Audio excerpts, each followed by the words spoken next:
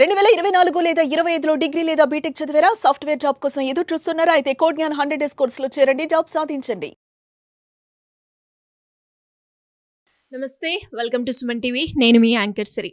ఎక్కువగా ఈ మధ్య కాలంలో డివోర్స్కి సంబంధించిన కేసెసే ఎక్కువగా అవుతున్నాయి. మరి అలాంటి సందర్భాల్లో ఎవరైనా కూడా సాక్ష్యాలుగా మెసేజ్ కావచ్చు, ఫోన్ రికార్డింగ్ కావచ్చు, వాటిని మనము ఎవిడెన్స్గా తీసుకోవచ్చా లేదా? దీనికి సంబంధించి రీసెంట్గానే సుప్రీంకోర్టు కొన్ని కీలకమైన వ్యాఖ్యలు అయితే చేయడం జరిగింది. సో మరి ఇంతకీ ఆ కేసు ఏంటి, దానికి సంబంధించిన అప్డేట్స్ గురించి ఈ రోజు మనతో మాట్లాడడానికి హైకోర్టు అడ్వకేట్ అలగిరి రవీంద్రనాథ్ గారు ఉన్నారు. అడిగి తెలుసుకుందాం. నమస్కారం సార్. నమస్తే అండి శ్రీ గారు. సార్, డివోర్స్ అన్న పదం ఈ రోజుల్లో చాలా కామన్ అయిపోయింది అని చెప్పొచ్చు. అండ్ అలాగే ఇప్పుడు మనం చూసుకుంటే ఆ డివోర్స్ ఎవరైతే తీసుకుంటున్నారో కోర్టు వైపు వెళ్ళినప్పుడు అందులో ఫోన్ రికార్డింగ్స్ కావచ్చు, మెసేజ్లు కావచ్చు, ఏవైతే ఉన్నాయో వాటిని ఎవిడెన్స్గా మనం తీసుకోవచ్చా లేదా? మరి దీనికి సంబంధించి రీసెంట్గానే సుప్రీంకోర్టు కీలకమైన వ్యాఖ్యలు అయితే చేయడం జరిగింది. ఇంతకీ అది ఏంటి, ఆ కేసుకి సంబంధించిన అప్డేట్స్ ఏంటి సార్? కరెక్టే అండి మీరు శ్రీ గారు. మీరు చెప్పినట్టుగా డివోర్స్ అనే పదం ఇటీవల కాలంలో సర్వసామాన్యం అయిపోయింది. పెళ్ళి అవుతుందో లేదో తెలియట్లేదు, కానీ పెళ్లి సంవత్సరానికి ఎన్ని పెళ్ళిళ్ళు అవుతున్నాయో తెలియట్లేదు, కానీ అంతకు మించి డివోర్స్లు మాత్రం ఏటా పెరుగుతూ వస్తూనే ఉన్నాయి డివోర్స్ కార్యక్రమాల్లో. దీనికి సంబంధించి సుప్రీంకోర్టు ఇందులో కీలకంగా మారినటువంటి ఫోన్ ఎవిడెన్సెస్, అంటే phone messages, chattings, call list, calls data, ఇదంతా కూడా సాక్ష్యంగా ఉపయోగపడదా? ఇది చాలామందికి వచ్చే సాధారణమైన డౌట్ ఇది. సార్, భార్యాభర్తల మధ్య గొడవలు వచ్చాయి, నేను ఆమెను తిట్టాను, ఆమెను కొట్టాను, నా మెసేజ్ రికార్డింగ్ అంతా ఆవిడ దగ్గర ఉంది, కాల్స్లో చేశాను, అది కూడా రికార్డింగ్ చేసుకుంది, నా కాల్స్ లిస్ట్ ఉంది, ఎన్నిసార్లు చేశాను, ఎన్నిసార్లు మాట్లాడింది, ఈ డేటా ఉపయోగపడదా? ఇది చాలామందికి వచ్చే కామన్ డౌట్ అనమాట. కొన్ని సందర్భాల్లో దీనికోసం రకరకాల 66B అన్ని రకాల సర్టిఫికేట్స్ ఇవ్వాలని కొన్ని వీడియోస్లో చెప్తున్నారు. అయితే దీని అంతటికి పులి స్టాప్ పెడుతూ, దీని అంతటికి కూడా ఒక కంక్లూజన్ ఇస్తూ సుప్రీంకోర్టు ఒక కేసుకు సంబంధించి తాజా ఉత్తర్వులు అయితే ఇవ్వడం జరిగింది. నేను ఆ విషయాలు మీతో షేర్ చేసుకునే ప్రయత్నం చేస్తాను సిరి గారు. బఠిండా సంబంధించి, అంటే పంజాబ్లో బఠిండాకి సంబంధించి ఒక వ్యక్తి భార్యాభర్తల మధ్య గొడవలు వచ్చిన తర్వాత ఆ భార్య మీద డివోర్స్ కోసం చెప్పి భర్త కోర్టుకు వెళ్ళడం జరిగింది. సో ఈ కోర్టు మీదలో ఈ డివోర్స్ ఫ్యామిలీ కోర్టులో ఈ డిస్కషన్ జరుగుతున్న క్రమంలో ఆమె ఇతని మీద చాలా పరుషంగా, కఠినంగా మాట్లాడుతూ అంటే కొంత వల్గర్ లాంగ్వేజ్ తిడుతూ, రకరకాలుగా మాట్లాడుతూ ఆ భార్యమని ఈ భర్తను రకరకాలుగా తిడుతూ ఉన్నటువంటి phone messages, chats, call list అంతా కూడా ఈ వ్యక్తి ఏం చేశారంటే ఈ ఫ్యామిలీ కోర్టులో మాట్లాడడం జరిగింది. ఈ ఫ్యామిలీ కోర్టులో దీనికి డిస్కషన్స్ కానీ ప్రూఫ్స్ కోసం సబ్మిట్ చేస్తుంటే ఇమీడియట్గా ఆవిడ ఏం చేశారంటే, ఇటువంటి మెసేజెస్, కాల్స్ లిస్టు ఏదైతే ఉందో నేను మాట్లాడుతునేటప్పుడు ఇవంతా కూడా ఇది నా యొక్క ప్రాథమిక హక్కు, అంటే నా ఫండమెంటల్ రైట్కే భంగం వాటిల్లే విధంగా ఇతను రికార్డ్ చేసి ఇతను దాన్ని ఖచ్చితంగా అంటే అట్లా హోల్డ్ చేసి పెట్టడం తప్పు. ఎందుకంటే నా ఫండమెంటల్ రైట్ ఇది, నా ఫండమెంటల్ రైట్ ఇచ్చినటువంటి గోప్యత హక్కు, రహస్యమైన హక్కు ఉంది, దాన్ని ఇతను అవాయిడ్ చేస్తూ అవన్నీ బయట పెడుతున్నాడు, కోర్టు ముందు ప్రవేశపెడుతున్నాడు, ఈ డివోర్స్ ఇవి సాక్ష్యాధారాలుగా పనికిరాదు అని చెప్తూ ఆమె ఏం చేసింది, హైకోర్టును ఆశ్రయించింది. పంజాబ్ హర్యానా హైకోర్టును ఆశ్రయించింది.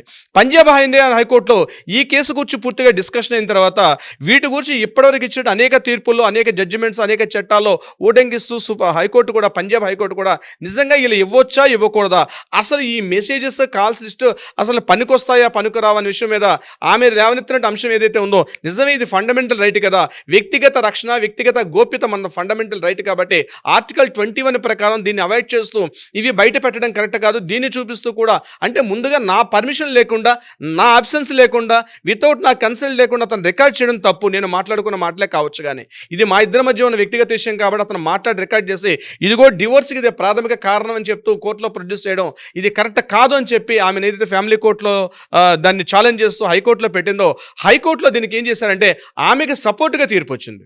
అంటే ఇలా అవును కరెక్టే, ఆమె ఫండమెంటల్ రైట్ ఇది, అలాంటివన్నీ కూడా వ్యక్తిగత రక్షణ, గోప్యత, ఇటువంటి చట్టాలకు లోబడి ఉన్నటువంటి ఇవన్నీ కూడా రికార్డింగ్స్ వెలుగులోకి తీసుకురాకూడదని చెప్పిస్తే ఇమ్మీడియట్గా ఈ బాధితుడు ఏం చేశాడంటే ఇతను మళ్ళీ సుప్రీంకోర్టును ఆశ్రయించాడు.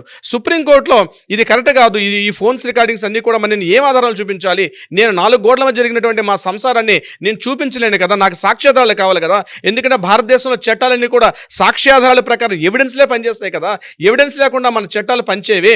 4 గదుల మధ్య జరిగిన సంఘటన, ఆమె నన్ను తిట్టింది, లేకపోతే నేను ఆమెతో మాట్లాడాను, ఇలాంటి విషయాలన్నీ కూడా 4 గదుల మధ్య జరిగిన మా సాంసారిక విషయాల్ని నేను ఎలా వెలుగులో తీసుకొని రావాలి, ఎవిడెన్స్ చూపించమంటే ఎలా ఎవిడెన్స్ చూపిస్తాను సార్, నాకు ఉన్నటువంటి ఏకైక ఆధారం ఈ ఒక్క ఫోనే కాబట్టి ఇది కరెక్టే కాబట్టి దీన్ని మీరు యాక్సెప్ట్ చేయమని చెప్పి సుప్రీంకోర్టు అతను విన్నవించుకున్నప్పుడు supreme court phone recordings, messages, WhatsApp chats సంబంధించి కీలకమైన జడ్జిమెంట్ ఇవ్వబడింది, రీసెంట్గా ఇవ్వడం జరిగింది. ఏమిటా జడ్జిమెంట్ అంటే ఎగ్జాక్ట్లీ కరెక్టే. ఒక హస్బెండ్ తన భార్య అనుమతి లేకుండా ఇటువంటి ఏ రోజైతే రికార్డింగ్స్ సస్పెక్ట్ చేస్తూ పెట్టాడో ఆ రోజే ఆ భార్యాభర్తల నుంచి సంబంధం చెడిపోయినట్టే.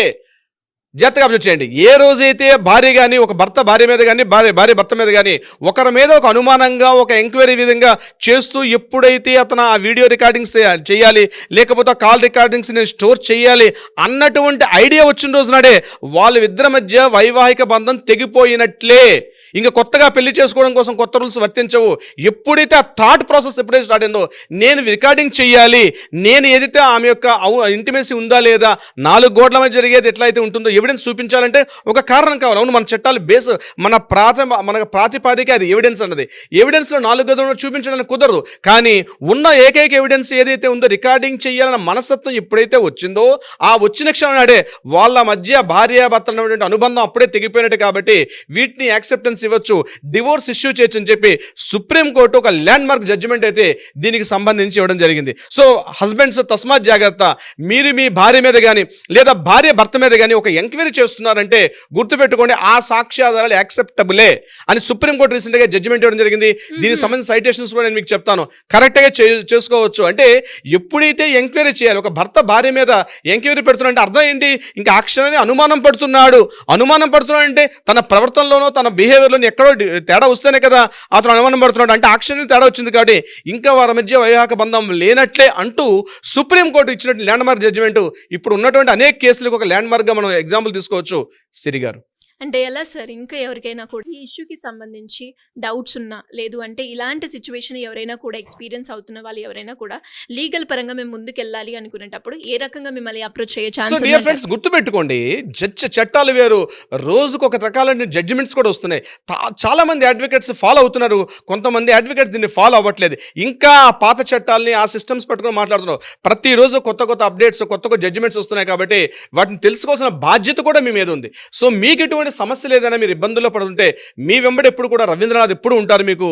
సో కింద స్క్రోల్ అవుతున్న నెంబర్ని కాంటాక్ట్ చేయండి. అట్లీస్ట్ కాల్ బిజీగా వస్తే వాట్సాప్లో వాయిస్ మెసేజ్ పెట్టండి, ఒక మెసేజ్ ఫార్వర్డ్ చేయండి. తప్పనిసరిగా మా లీగల్ టీం మీకు అప్రోచ్ అవుతారు, సరైన విధంగా సలహా సంప్రదింపులు ఇచ్చే ప్రయత్నం చేస్తారు.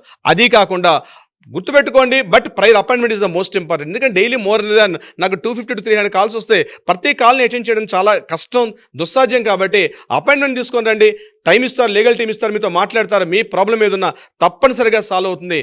నేను ఎప్పుడు మీ వెంబడే ఉంటాను, చట్టాలు మన వెంబడే ఉన్నాయి, గుర్తుపెట్టుకోండి. Thank you sir, thank you so much. Thank you so much Siri గారు.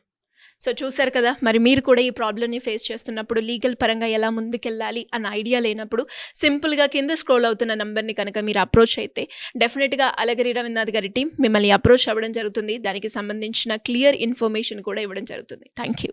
సుమన్ టీవీలో మీ పర్సనల్ అండ్ బిజినెస్ ప్రమోషన్స్ కోసం కింది నెంబర్కి కాంటాక్ట్ చేయండి.